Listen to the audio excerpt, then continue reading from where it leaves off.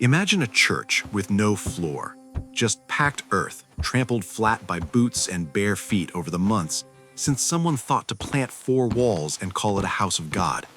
The windows are open because there are no panes yet. Glass costs too much and takes too long to arrive by wagon, and the wind that comes through carries dust from the street and the smell of horse manure and something sweet, maybe sage, maybe nothing at all. Just the dry air doing what dry air does in the middle of somewhere that hasn't been named on most maps yet. There are benches made from split logs, unsanded, and the women who sit on them know better than to wear their good skirts without something underneath, because the wood will snag every fiber. A man in a suit, borrowed from his only neighbor who's roughly his size, stands near the front, sweating through the collar, turning his hat in both hands until the brim starts to go soft. Somewhere outside, a dog is barking at something that doesn't stop barking back. This is a wedding in the American West, circa 1875, and it is nothing like the story you were told. The mythology of the Wild West has always been comfortable with spectacle, the gunfight, the cattle drive, the gold strike, the lone rider silhouetted at dusk. But the everyday life of the frontier, the actual texture of it, the smell and the labor and the social negotiation, that part gets left in the dust. And weddings are one of the places where that gap between legend and reality opens widest. Because weddings are intimate. They require resources. They require a community. They require a woman to have thought about something beautiful in a place that is rarely beautiful. They require a man to have thought about the future in a place where the future is not guaranteed. Understanding how people married on the frontier tells you more about what the West actually was than almost any other story you can find there. The American West in the 1870s and 1880s was not a single place. It was 100 different worlds sharing a common set of hardships and a common shortage of almost everything that makes modern life feel easy. A cattle town in Kansas, say Dodge City or Abilene at the height of the cattle drives, had a character almost completely unlike a mining camp in the Colorado Rockies, or a homestead claim on the Nebraska plains, or a Mormon settlement in the Utah Territory. What united them was the condition of existing at the edge of established infrastructure, where the nearest railroad depot might be a 2-day ride, where the nearest doctor was somebody who had read one medical manual and charged accordingly, where the nearest priest or minister was an itinerant who came through maybe 4 times a year if the weather cooperated. That last detail matters enormously when you start talking about weddings, because marriage in the 19th century was, in most of its legal and religious forms, inseparable from the presence of clergy, and clergy on the frontier was a scarce resource.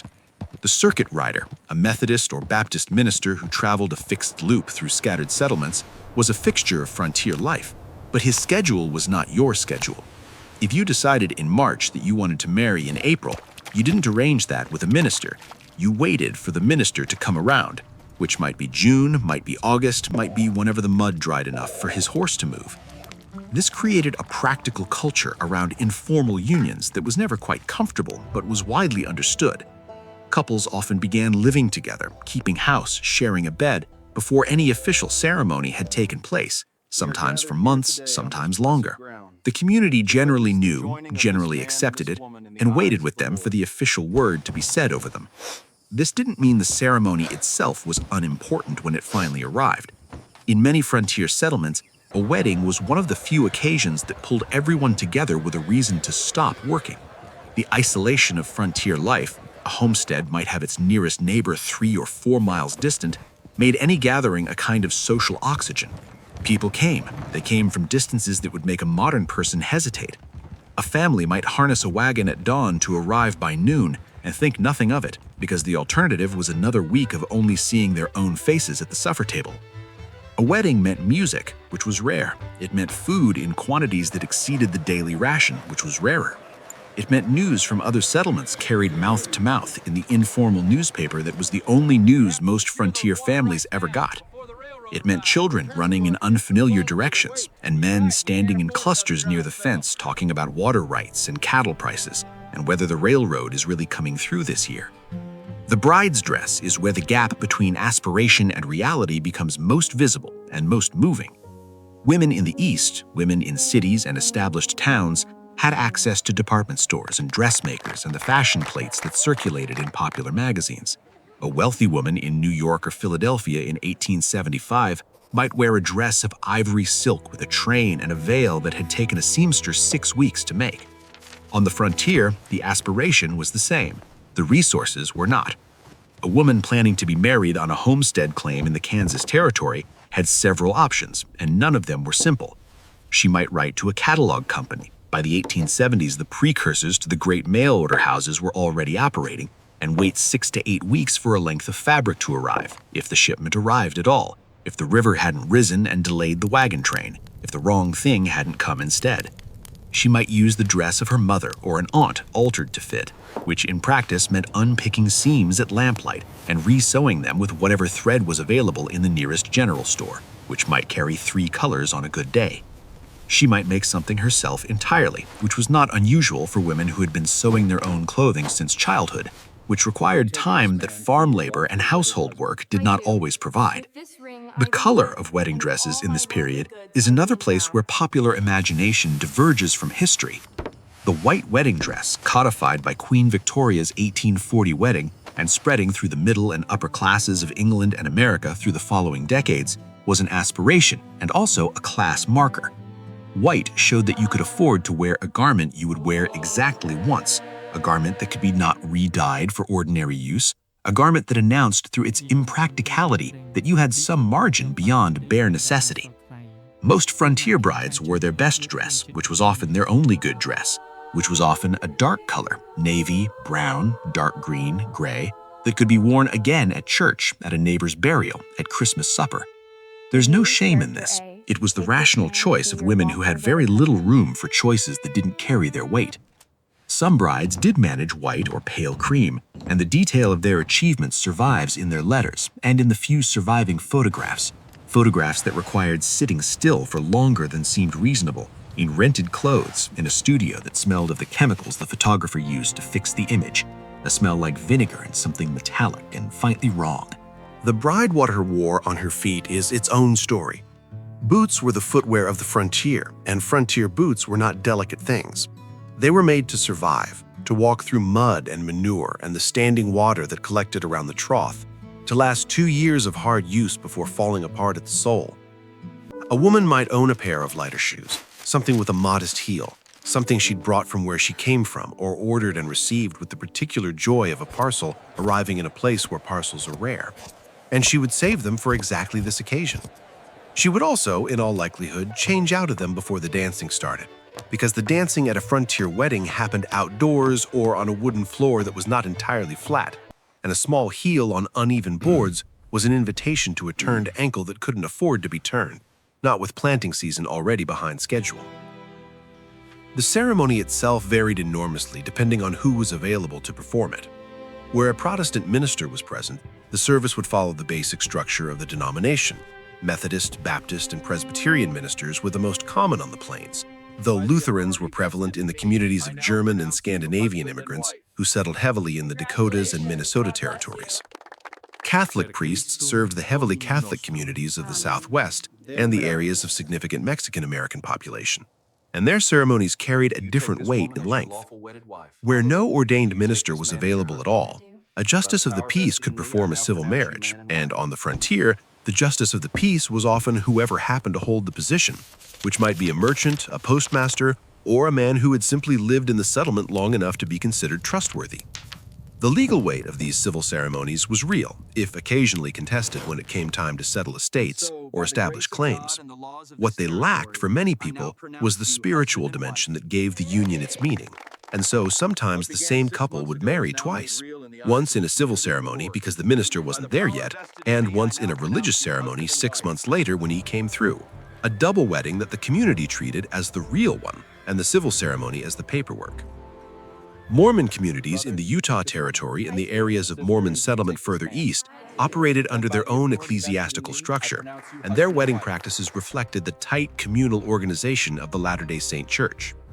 Temple sealings, the highest form of marriage within the faith, required attendance at an established temple, which meant travel for anyone not living near Salt Lake City. Civil or ecclesiastical marriages outside the temple were more common in distant communities, performed by local leaders.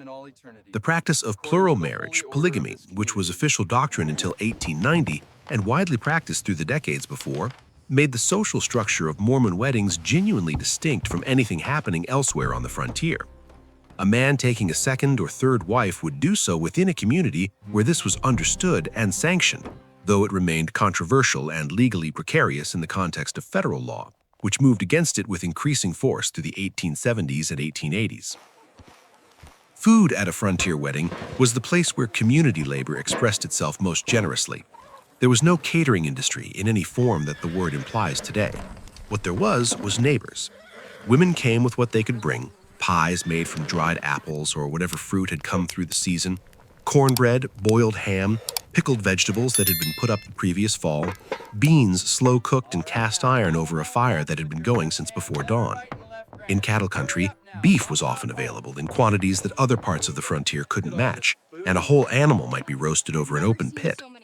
The tables, boards laid across sawhorses or actual tables carried out from the cabin, would be loaded in a way that was not common on any other day of the year. Flour was precious, and a pie crust or a layer cake represented a deliberate expenditure of resources that the household would feel in the weeks after. The cake itself, in frontier contexts, was rarely the tiered white confection of popular imagination. It was whatever the best baker in the settlement could manage with available ingredients: dried fruit cakes, molasses cakes, simple layer cakes with boiled sugar frosting, and it was eaten completely, scraped clean because nothing was wasted. Whiskey was present at most frontier celebrations, and a wedding was no exception. The temperance movement was gaining ground across America through the 1870s and 1880s, and there were certainly communities, deeply religious settlements, temperance-committed homesteader communities, where alcohol was genuinely absent from the celebration. But in the more typical frontier gathering, in the cattle towns and the mining camps, and the less strictly religious homesteader settlements, whiskey flowed freely enough to loosen men who had spent months talking to cattle and horses more than to other humans. This occasionally became a problem. The accounts that survive in letters and local newspapers describe weddings that the celebration extended past midnight, where arguments started over old grievances that the whiskey had been marinating, where someone fired a gun into the air and frightened the horses, where a fistfight had to be separated by the groom's brother while the bride stood inside the cabin waiting for the noise to settle. These were not the norm, but they were common enough that they left a paper trail because the West loved to write down the remarkable things, the things worth telling someone who wasn't there. Music was often the most emotionally significant part of the celebration. Significant precisely because it was so rare. A fiddle player who could actually play was a social asset in a frontier settlement of real practical value. Dances were organized around whoever in the area had that skill, and a wedding gave people a reason to bring that skill out into the open air or into the largest available space. The dances were not formal in the manner of an Eastern ballroom. They were the reels and square dances and Virginia reels that had come west with the settlers, shapes of movement that required a caller and a willingness to be moved by someone else's hands and feet in the darkness, which after several hours and considerable whiskey became something close to communal joy. The music went until the fiddler's arm gave out, or until someone had to leave because they had cattle to check before dawn. The wedding night itself is a subject that the period's own writing treats with the kind of oblique silence that tells you more than frankness would. Privacy was not a frontier luxury. A homestead cabin might have one room, or at most two, shared by a family that included parents, children, sometimes a boarder. The wedding couple would typically be given the best sleeping space available, the main bed if there was one, while the rest of the household found somewhere else to be, which in summer might mean sleeping outdoors, and in winter might mean piling into a space that was not quite enough. The concept of a honeymoon trip, a journey taken specifically for the pleasure of the newly married couple's first weeks together, was a custom of the propertied class, dependent on surplus time and money that the frontier rarely supplied. Most couples were back at work the next morning. The crops didn't wait. The animals didn't wait. The laundry pile didn't care what had happened the night before. What marriage meant on the frontier in practical legal terms was also quite different from what it means today, and the difference is stark. A married woman in most American states and territories in the 1870s had extremely limited legal standing as an individual. Her property became her husband's property at marriage. Her wages, if she earned any, legally belonged to him. Her ability to enter into contracts, to sue, to hold title to land was in most jurisdictions erased by the act of marriage. The Homestead Act of 1862, which offered 160 acres of federal land to any head of household willing to live on it and improve it for 5 years, had a clause that technically allowed unmarried women and widows to file claims, an unusual provision for the era. But a woman who married after filing a claim transferred legal control of that claim to her husband immediately. This created a material reality for frontier women in which marriage was not only a social and emotional commitment, but a profound legal transformation, a shift in legal personhood that had no equivalent experience for the men they married. Which is not to say that frontier women were passive within this structure. The evidence cuts the other way repeatedly and specifically. Women who managed homesteads while their husbands were away driving cattle or working seasonal labor. Women who ran boarding houses that were the actual economic engine of many frontier towns. Women who practiced medicine without a license because there was no one else. Women who took their children and left dangerous marriages in circumstances where leaving meant walking away from everything they had built, because everything they had built legally belonged to someone who was hurting them.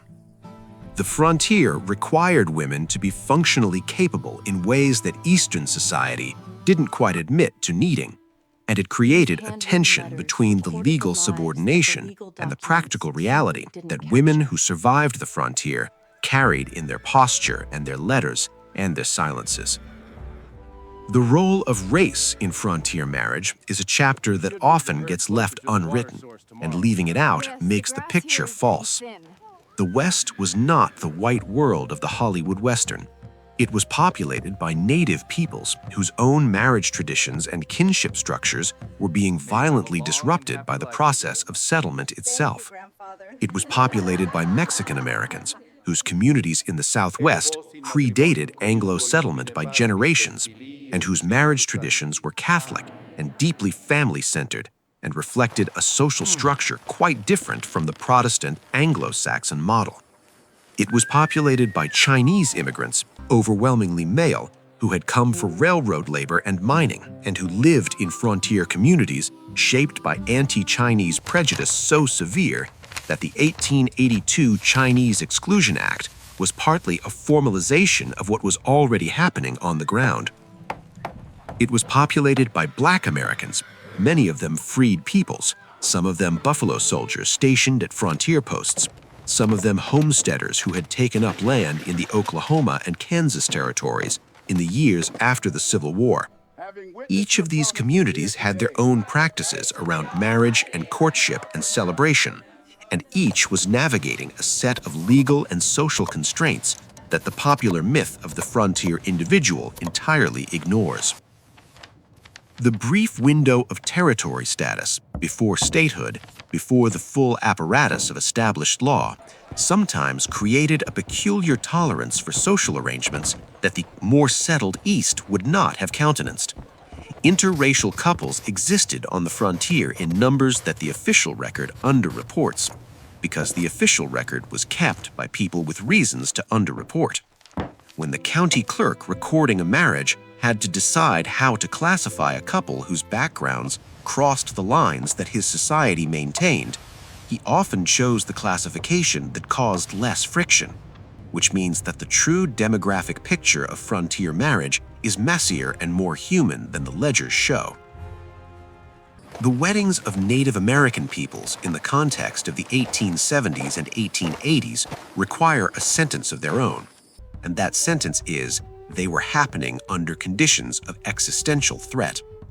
This was the era of the reservation system being imposed by force, the era of the wars that ended at Wounded Knee, the era of government policies designed explicitly to destroy the cultural and social structures that Native marriage ceremonies were embedded in. Tribal ceremonies that had organized kinship and alliance for generations were being criminalized or disrupted by the practical conditions of confinement and displacement. To describe a Lakota wedding or a Comanche wedding or an Apache wedding in this period without naming the context of that pressure would be its own kind of falsification.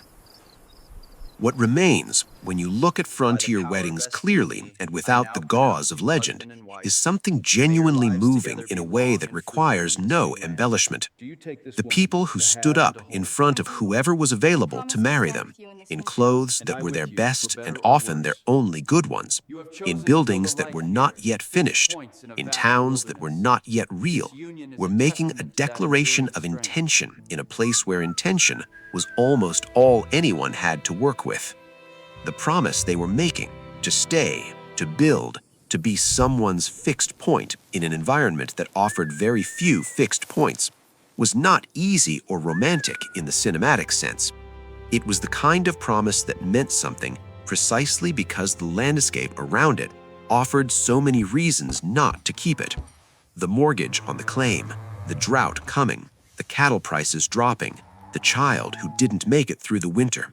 All of it was already visible from where they were standing on the day they were married, or near enough visible that no one was under any illusions about what was coming. And yet they made the cake, or someone did.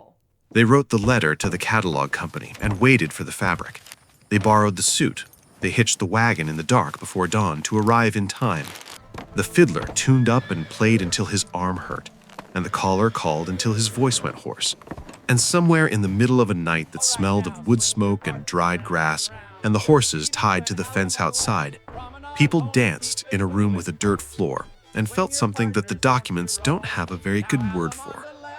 What they were celebrating was not just two people. It was the act of choosing to continue, to make a life in a place that hadn't decided yet whether it was survivable. The wedding was the public version of a private decision that every single person in that room had also made in one form or another, when they pointed their wagon west and kept going past the last town they recognized. The ceremony was the form that decision took when it had a name to put on it, and a witness, and a song, and something sweet to eat at the end. That, stripped of its mythology, is what it was. Imperfect, improvised, often delayed, sometimes legally ambiguous, dusty at the boots and earnest at the heart. And not entirely unlike the best version of what we still try to do 150 years later when we ask someone to stay.